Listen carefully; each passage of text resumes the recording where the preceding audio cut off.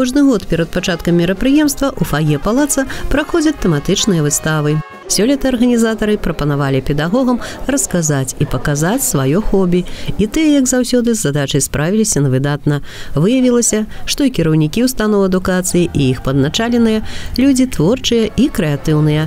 Яны вышываюць бісерам, пішуць карціны маслам і акварэллю, з'яўляюцца гаспадарамі цікавых калекцый, асвоілі розныя тэхнікі дэкаратыўна-прыкладнога мастацтва і кулінарныя тэхналогіі. Работаю ученик физкультуры, нагрузка большая, но в свободное время занимаюсь своим любимым хобби. Выпекаю тортики, капкейки, трайфлы. Хобби для меня – это настроение, внутренняя перезагрузка, релакс, вдохновение. То есть отдыхаю после трудового рабочего дня. У дзень настаўніка кожны, хто выйшаў са сцен сваіх альма-матэр даўно ці нядаўна, узгадае любімых педагогаў, пашле смс-ку з віншаваннем ці патэлефануе. Таму што за кожным поспехам вучняў і сённяшніх і былых працавыкладчыкаў, улюбёных у сваю справу. І настаўнікам нашага раёна штогод ёсць чым і кім ганарыцца. В 2025 году 3 учащихся представлены к награждению премии специального фонда президента Республики Беларусь по социальной поддержке одаренных учащихся и студентов. Выпускник Государственного учреждения образования гимназии номер 10 города Молодечина Бурак Петр награжден серебряной медалью на 59-й международной Менделеевской олимпиаде школьников по химии, бронзовой медалью на 57-й международной химической олимпиаде. В настоящее время студент учреждения образования Белорусский государственный университет. Подтверждением вашего профессионализма являются победы на 10-м международном конкурсе профессионального мастерства специалистов дошкольных образовательных организаций стран СНГ «Мастерство без границ».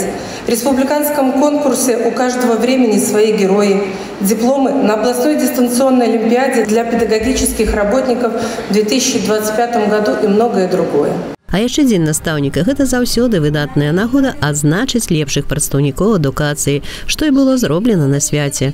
Педагог – прафесія шматгранная. Акрамя выкладання сваіх прадметаў, праверкі сшыткаў і вядзення рознай дакументацыі, ён павінен быць добрым псіхолагам, дапамагаць сваім выхаванцам, адкрываць іх таленты і здольнасці і рэалізоўваць іх, знаходзіць паразуменне з бацькамі, валодаць сучаснымі лічбавымі тэхналогіямі, даць выпускнікам дзейсныя парады па выбару прафесіі, знаходзіць выйсце з розных сітуацый і кожны дзень удасканальваць сваё майстэрства, каб дзецям і падлеткам было вучыцца цікава.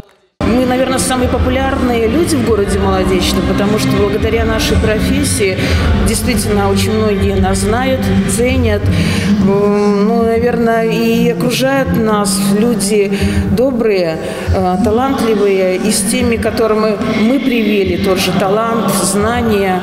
Поэтому вот оно счастье учительское, наверное, в добрых словах, благодарности, встречах, в добрых глазах и позитивных мыслях. Шчырымі апладысментамі сённяшнія настаўнікі прывіталі сваіх былых калег, ветэранаў педагагічнай працы. Многія з іх, дарэчы, і сёння працуюць у установах адукацыі, перадаюць веды школьнікам, а вопыт маладым спецыялістам. Фінальным акордам свята стала выступленне вядомай арт-групы «Беларусы». А напярэдадні выхадных усе педагогі атрымаюць букеты кветак і словы прызнання за сваю працу ад выхаванцаў, іх бацькоў і кіраўнікоў устаноў. Дорогие педагоги, искренне поздравляю вас с профессиональным праздником Днем Учителя. Желаю вам педагогического оптимизма, уверенности, хороших, благодарных учеников, понимающих родителей, мирного неба, здоровья, счастья родным и близким и всегда быть в хорошем настроении. С праздником! Алла Маркелова, Алексей Андреевский, МКТБ.